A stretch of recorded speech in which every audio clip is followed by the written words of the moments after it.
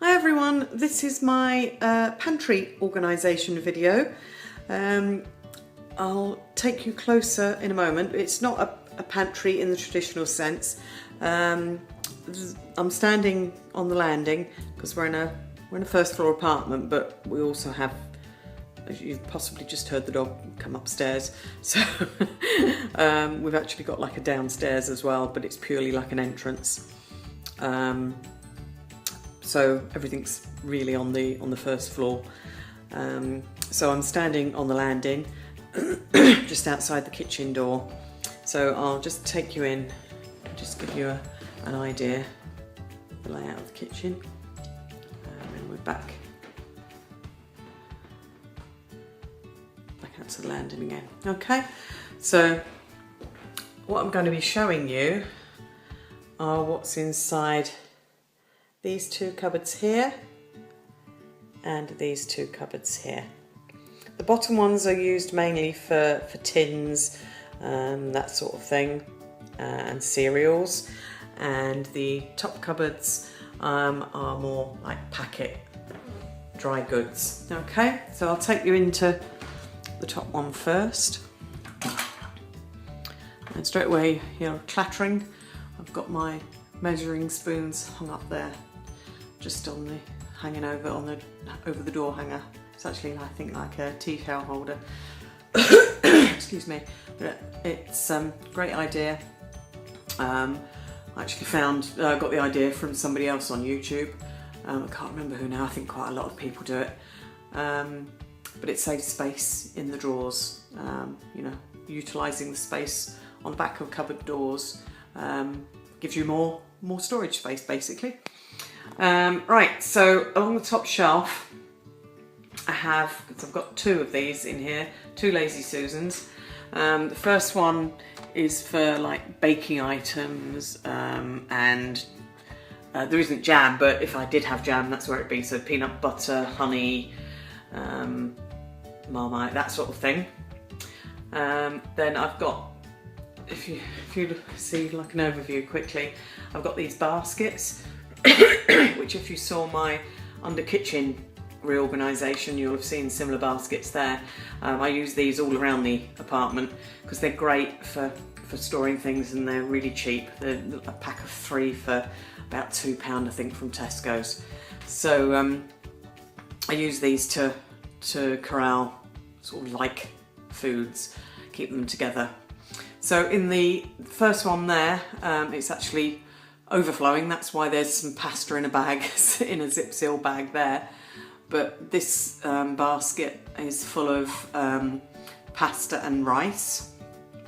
Then over to that side, excuse me, that's like bakery items. So I don't have any flour at the moment, which is why you can see those scoops, those 2 scoops there. They're actually Tupperware. When I say Tupperware, I mean genuine Tupperware. I used to do a lot of Tupperware parties years ago, so I did at one point have loads of it. Although I think I ended up giving most of it away to my daughter when she got married, or well, when she moved in with a boyfriend. So if I did have flour, it would be in that one, but I haven't got any at the moment. There's sugar, desiccated coconut, corn flour, all that sort of thing. That's where that would be kept. Excuse me, I still haven't got rid of this tickly cough. Then in this basket below it are ready-made, you know, cheating versions of baking. So there's like crumble mix, ready custard mix, sponge mix, that sort of thing. But there's also a packet of vanilla pods there as well. In this one, which is looking a bit sorry for itself, there's ready savoury meals, so like savoury rice. I think that one's egg fried rice. I did actually have 2 of those bags. I cooked myself up the hand. It was disgusting. I ended up giving it to the dog, so my husband can eat that one. But that's where all those sorts of things are kept. I've got some marshmallows there for putting in, well, for any sort of baking and for hot chocolates and so on. Then there's the other Lazy Susan there, and that's for like condiments, so salt. You'll see there I've got the Cornish sea salt. It's actually quite chunky. It's that's actually I say made, I suppose it is made just a few miles away from where we live locally, so it's nice to use local produce.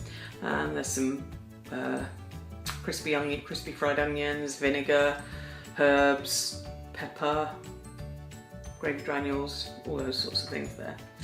And then going down onto the bottom shelf, there's powdered mashed potato, and there's an extra bit left there from an old box. That's our biscuit barrel. There's one packet of biscuits there that's not even been touched, plus some remainder of a previous packet, so they're actually mixed. There's ginger nuts and chocolate chip cookies, I think, in there. Not a big biscuit eater, but they're there for my husband, and then if we have any guests round, they want like a biscuit with their tea or coffee. Then I've got a bag of snacks. Then this one's like for extra biscuits and crisp breads, that sort of thing. So that's what's in there. And then the last one there in the dry cupboard is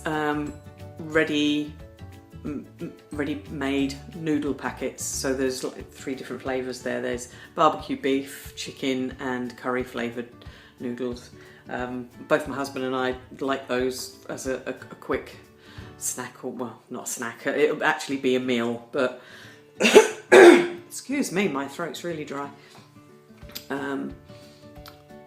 So they're handy to keep on stock. So that's, oh, hang on a sec, I'll just give you an overview so you can get a better idea of the full cupboard there. As you can see, the shelves are really shallow. You know, they're only just over the width of these baskets, and the baskets aren't that wide. Give you an example. There you go.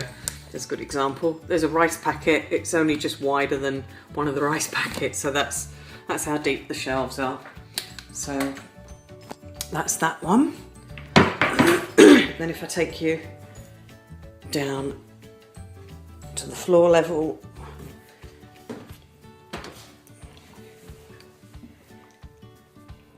I'll give you a rough idea before we get closer. Okay. And I don't know how long I'm going to be able to stay down here. And it's a bit dark as well. But there's like tinned vegetables, there's beans, chickpeas, peas, all that sort of thing. Then there's some jars of curry sauce, etc. There's a tin of coconut milk there. Then there's salsa dip and sour cream and chive dip. There's backup of gravy granules, pickled onions, baking bicarbonate soda, which I use for cleaning, and all other sorts of things. Backups of condiments, peanut butter, backups of peanut butter, Nutella, and there's our gas bottles for our camping stove. And then, let's see if I can do this. That there on the bottom shelf is we have a pasta cooker. So it takes the full length of spaghetti, and you just add boiling water in it. It's like a long cylinder, and then you put like a little jacket around it, and it just cooks. Put the lid on and it cooks just there with boiling water without putting it on the stove or anything. So that's really economical to do. And this it's actually a washing up bowl, but it's great for putting the great big bags of oats in there. So there's 2 bags of oats and some other cereal in there as well, I think. And then there's my protein powder and some, let's see if I can do this.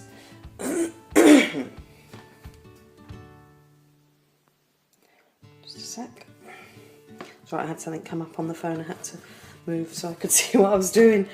Move that out of the way, and then you can see at the back there, in those two baskets, there's backups of coffee whitener and then backups of coffee and hot chocolate. Okay, so it's, I suppose if you put it all together, it's, sorry about that, I'm not sure what happened there. I just went to edit the video before uploading it to YouTube and realised I'd been cut off in my prime. So a couple of days later I'm just completing the end of this video, and I think what I was saying there was if you add the two cupboards together, so the top two there and these two underneath, they would sort of represent what one might consider to be a pantry. So I'll just give you an overall view of that bottom cupboard there. I may have actually even tidied it. I think there's an extra basket on the top shelf now. And then I've tidied that up a little bit since making the video originally, but you get the idea. So if you like this video, please give it a thumbs up, so I know to make more of these types of organisation videos. And if you haven't already, please subscribe. And if you have any further questions or ideas of future videos, please leave them in the comments below. And thanks again for watching, and I'll see you in the next video. Bye.